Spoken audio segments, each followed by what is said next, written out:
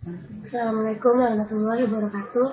Saya Olivia Sanamarani dari TLS UNJ 2015 kelas A.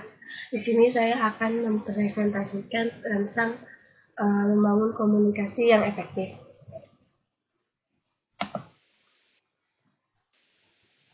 Nah, apa itu komunikasi efektif? Komunikasi yang mampu menghasilkan perubahan sikap pada orang lain yang bisa terlihat dalam proses komunikasi. Kemudian pengertian dari komunikasi. Komunikasi itu adalah proses penyampaian informasi seperti pesan, ide, atau gagasan dari satu pihak ke pihak lain. Nah, faktor yang mempengaruhi komunikasi itu ada 5. Yang pertama itu latar belakang budaya. Yang kedua ikatan kelompok atau grup. Yang ketiga harapan. Yang keempat pendidikan. Dan yang kelima situasi.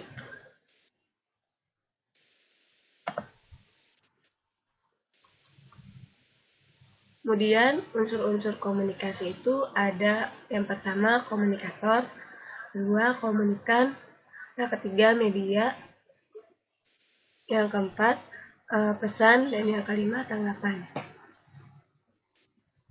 Iya, maaf gambarnya hilang.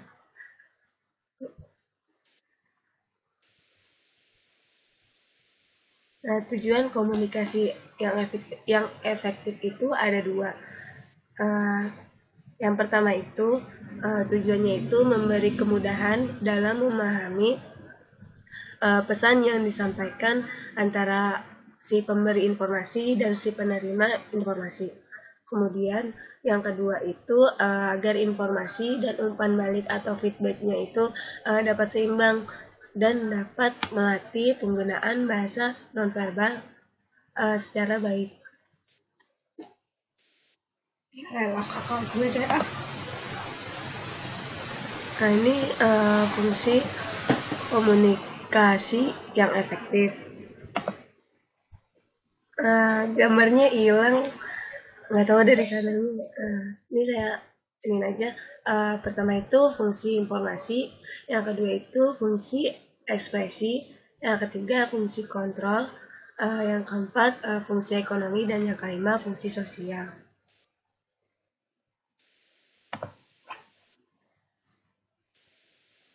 Nah, di sini ada hambatan-hambatan komunikasi efektif. Dalam komunikasi selalu ada hambatan yang dapat mengganggu kelancaran proses komunikasi. Sehingga informasi dan gagasan yang disampaikan tidak dapat diterima dan dimengerti dengan jelas oleh penerima.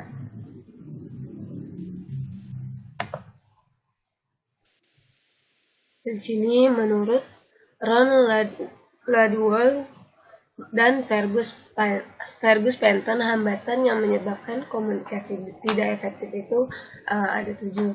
Yaitu yang pertama itu status efek. Nah, perbedaan status sosial yang dimiliki setiap manusia.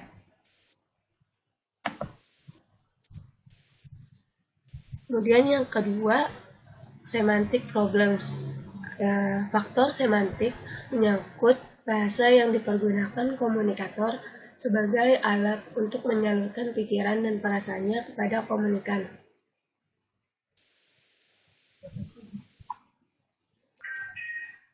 Nah, kemudian yang ketiga, perceptual distortion.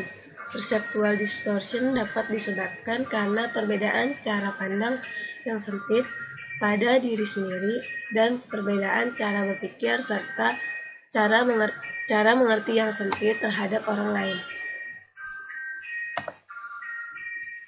Kemudian yang keempat, cultural difference. Hambatan yang terjadi disebabkan karena adanya perbedaan kebudayaan, agama, dan lingkungan sosial. Yang kelima, cycle distraction.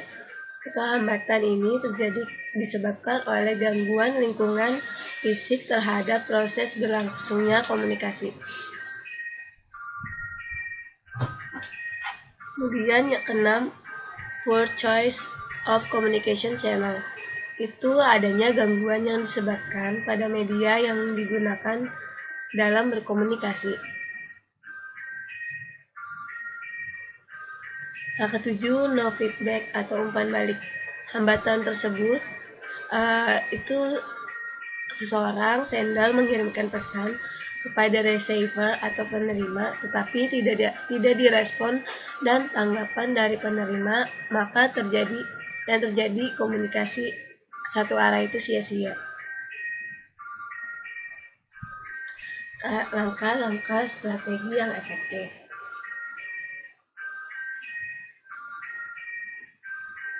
Mengapa harus merencanakan komunikasi yang efektif? Nah, sini mengapa harus merencanakan strategi komunikasi yang efektif. Nah, perencanaan strategi itu dia akan memberikan kontribusi yang luar biasa pada keberhasilan. Strategi komunikasi ini direncanakan untuk mencapai tujuan tertentu. Memiliki target audiensi khusus serta didesain dan disampaikan untuk mendapatkan hasil yang diharapkan.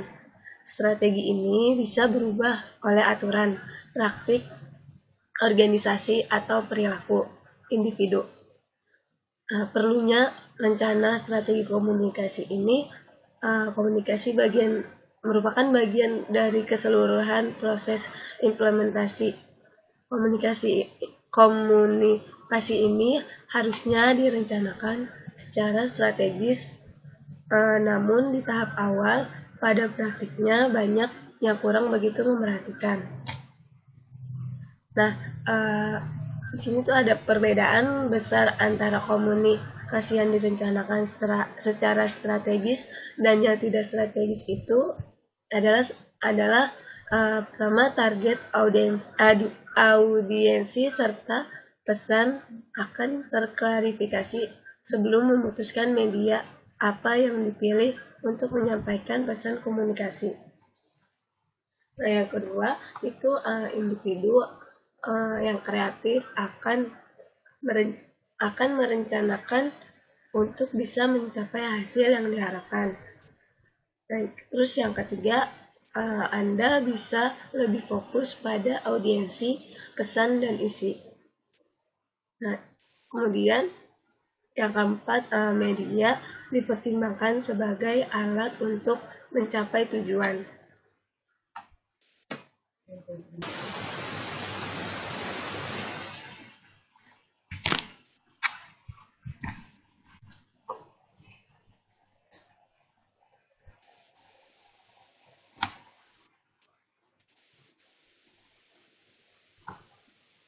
Kalau dari Stefani, kalau nggak sesuai rencana, mungkin mungkin nggak pas dengan rencana atau misalkan kayak kegiatan yang pengen dilaksanain. Jadi mungkin Anda harus membuat rencana ulang lagi yang sesuai dengan kegiatan atau pokoknya informasi yang ingin disampaikan.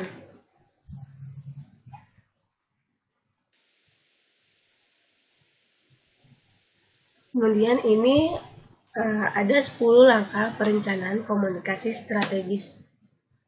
Yang pertama itu analisis isu dan peran komunikasi. Sebelum mengembangkan strategi komunikasi, Anda harus mengetahui dengan jelas permasalahan yang dihadapi serta bagaimana komunikasi dapat memberikan kontribusi pemecahannya.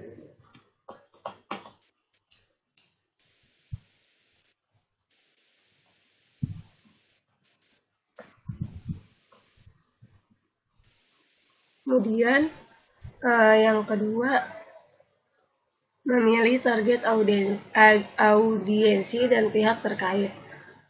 Di sini Anda harus mengetahui target yang menjadi sasaran, bisa dengan melakukan riset dengan berbagai metode untuk mengetahui tentang target di grup ini. Yang Ketiga, menentukan target komunikasi atau efek apa yang ingin Anda capai. Target komunikasi ini haruslah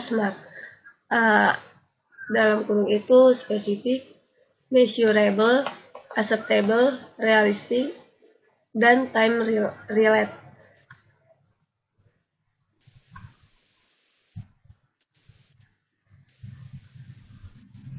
Kemudian yang keempat, mengembangkan strategi dan memilih partner.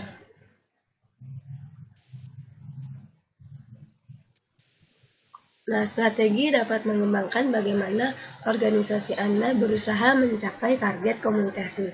Strategi ini menggambarkan pilihan mendasar tentang pendekatan yang akan diterapkan. Kemudian yang kelima, menentukan pesan. Pesan yang baik sangat penting bagi sukses tidaknya sebuah komunikasi. Oleh karenanya, pesan yang sangat baik itu dapat mencerminkan apa yang diinginkan dari target tersebut. Untuk mengetahui, merasakan, atau melakukan suatu hal.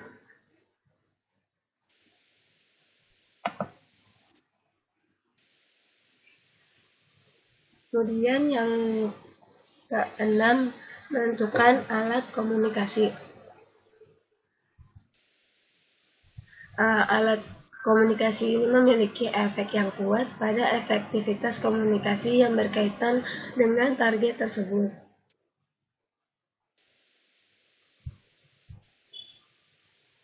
Alat komunikasi itu bisa membuat pesan yang dapat terlihat ataupun terdengar oleh target tersebut.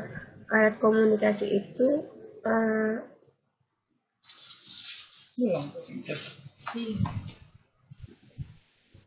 kemudian yang ketujuh, mengatur komunikasi dan pengarahan partner. Agar komunikasi efektif, kesepakatan itu tergantung pada organisasi, tugas, dan tanggung jawab divisi yang sangat diperlukan bagi tim untuk berkomunikasi agar bisa sukses. Jika syarat ini tidak terpenuhi, maka akan mengganggu waktu serta aktivitas tim, jadi tidak jelas koordinasinya.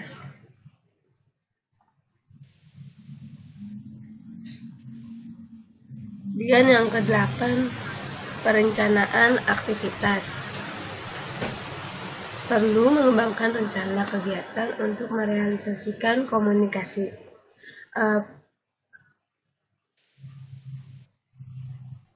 Sudut pandang skematis yang jelas akan berjalan baik apabila siapa yang mengerjakan apa dan kapan. Terkadang perlu membuat 2 rencana.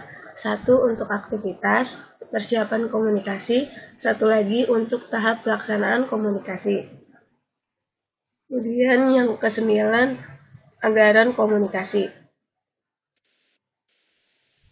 Dengan adanya anggaran komunikasi dalam program akan membantu mengatur pembelanjaan di program tersebut.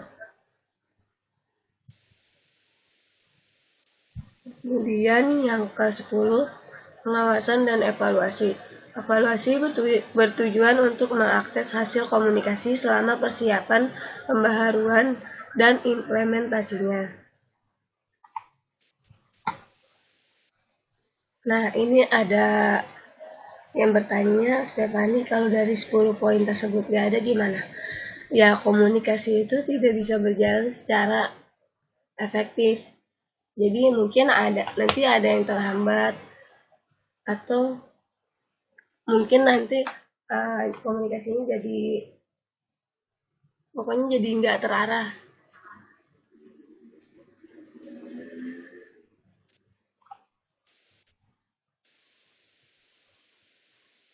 Sudah paham?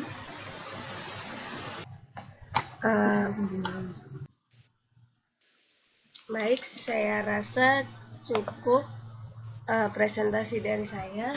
Mohon maaf apabila ada kesalahan dalam penyampaian presentasi ini. Wassalamualaikum warahmatullahi wabarakatuh.